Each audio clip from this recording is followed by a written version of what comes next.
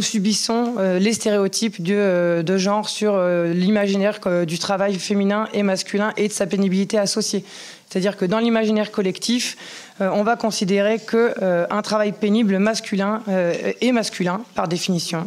Et il est avec des efforts physiques importants, avec des ports de charges lourdes, avec quelque chose qui fait du bruit. Enfin, moi, je viens des Hauts-de-France. Typiquement, le mineur est un travail pénible. Et ben, ça va être un peu le stéréotype qu'on va avoir du travail pénible masculin.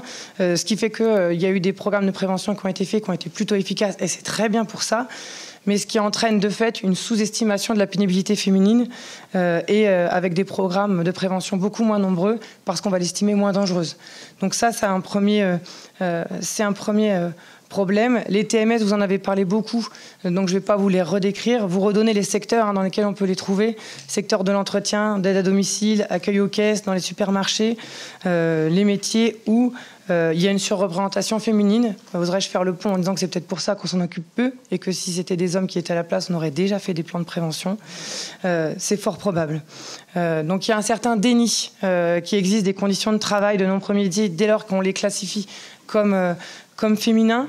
Et puis il y a aussi un sujet sur la reconnaissance et la sous-déclaration des maladies professionnelles. Moi, je suis plutôt contente de voir que les chiffres augmentent parce que ça veut dire que les femmes se saisissent de cette question et qu'elles assument de dire que leur condition de travail est en train de les rendre malades.